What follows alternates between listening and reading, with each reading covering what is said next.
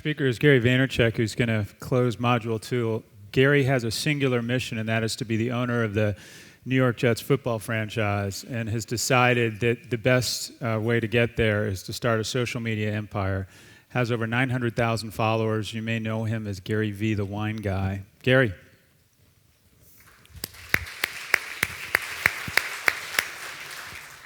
Hey, everybody. How's everybody doing? Awesome? Meh? So 100,000 people a day watch my wine show, Wine Library TV, and it's 38 minutes on average of me sitting at a table and drinking 3 wines, which is about as uninteresting of a concept as I can think of, especially since I spend at least 15 minutes talking about the New York Jets. And I always wonder why. Why would so many people listen? Of course the content is good. I know a shitload about wine. And clearly I'm shockingly handsome, so I understand that works for me. But at the end of the day, I think where we're going is something I call the thank you economy. You see Crush It up there. That was a book I wrote that did extremely well. And I spent $0 on traditional marketing to make it one of the bigger selling books of last year. And I did it by using the thank you economy, and that's what I want to talk to you about. Usually I have an hour, so 8 minutes or 9 minutes is tough, so I'm going to spit it out rapid fire. I believe firmly, and especially in the luxury category where a lot of you guys live, that we are living through the humanization of business. The reason that so many people watch my show, buy my books, why I am one of the top 300 followed people on Twitter and by far the least famous or brand recognized, is because I out-cared everybody. See, everybody in this room and everybody in this world right now is thinking about what they're gonna say. What's the content calendar? What's our personality? What is our voice? And the problem is that we're massively stuck in talking too much. What we have an amazing ability to do today and never did before is actually listen. In 2007, I spent 13 hours a day while I was running a $60 million a year wine business. So this became my real job, not what was distracting me. 13 hours a day using a site called Surmise.com. Surmise was bought by Twitter a couple years ago and is now the back end of what search.twitter.com is. It is firmly my belief that one of the most powerful, important sites on the internet today is search.twitter. See, the reason so many people, how many people here think Twitter is stupid? Raise your hand, be honest. Not bad. How many people just don't get it, what the fascination with Twitter is? The fact of the matter is, the reason so many people don't, and why hands go up like that, is because everybody wants to know what to say. What am I supposed to say? Twitter's so stupid. Who cares if I'm eating a pizza or walking my dog?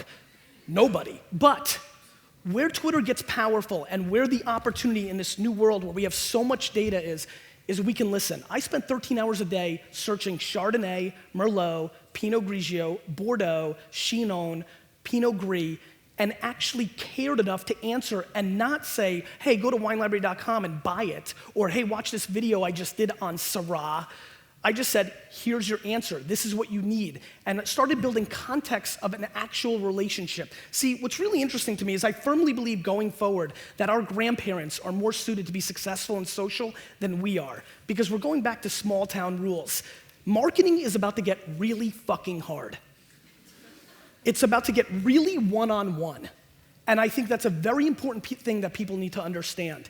It's no longer super easy to just stack it high and let it fly. You can't just pound down the message. When you hear things like Eric Schmidt from Google say, more content is created now in 48 hours than was from the beginning of time until 2003, it starts putting things in perspective.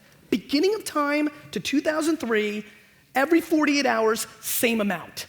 There is an obscene amount of stuff being thrown at us.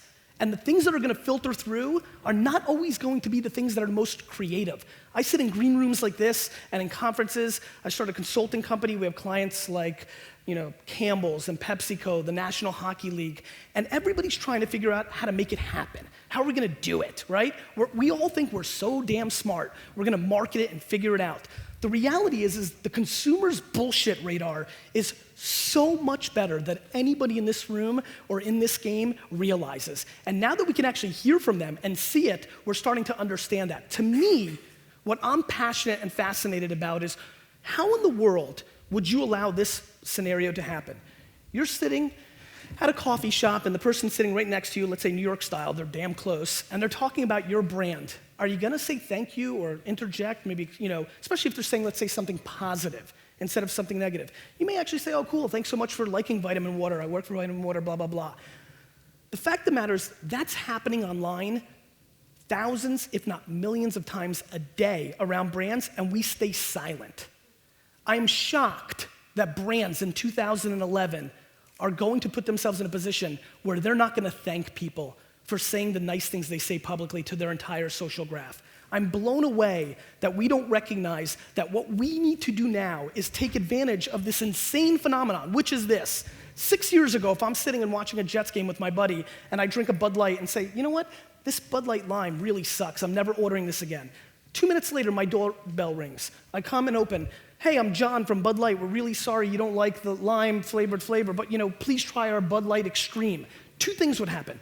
1, I would punch him in his face. 2, I would move. We would never understand why we could have a relationship with a brand. That would be spooky, creepy, and it still is for many, but if you're not paying attention to the fact that we have now conditioned ourselves as humans to actually have relationships with logos, you're missing out on something that is really emerging and is extremely powerful. And now it's gonna come down to, do businesses have the ability to be human? Do we strategize for sales or do we actually give a fuck? And the reality is, I firmly believe that most people just wanna sell shit. And I'm really curious what happens when people understand that the battleground will be caring, because in a world where word of mouth is going to dominate, it's gonna get real interesting. In a world where 10 years ago, the biggest yenta on the Upper East Side has a negative or positive experience, she can only do so much damage in telling her social graph. Now the most awkward, weird introvert that lives in Iowa, that lives in his mom's basement, can tell more people. And that starts impacting our business. And what I'm really curious about is, do people recognize how much of an eyeball shift and engagement shift has happened? What I'm curious about is, in 2011, are you just gonna buy a TV ad and run billboards and not extend the story into social? The ability to play ping pong with traditional and social is here. To not extend the story and collect the data is just a massive miss. And I think it's really funny. I think people are obsessed that old media's dead, or a lot of people in my space for sure trounce on magazines or commercials or radio. To me, super viable still, and more importantly, the creative within them is dead. We're not creating scenarios to allow us to extend the story, to collect the data. When Reebok Hockey runs a commercial during the Winter Classic, and then they say, if you want to see the rest of this video, go to our Facebook page, and they pick up 70,000 fans in 30 seconds, they now have the data of those 70,000 people forever. And gonna leave you with one last thought, because I had to go helter-skelter here. Please promise me one thing, if nothing else. Please have a very, very substantial strategy for mobile in 2011. Anybody who doesn't recognize the power of mobile is really going to be hurt. The consumption numbers are scary. I'm sure you all saw what happened with Facebook, Places and Deals. That has just enormous implications. We're living through the biggest, not one of the biggest, we're living through the biggest culture shift in the way we interact with each other and consume media. And my opinion, because the internet is only 15 years old, it's only been 15 years since AOL spammed your actual mailbox and sent you a CD. This is a few seconds. I mean, the internet hasn't had sex yet, and it's dominating.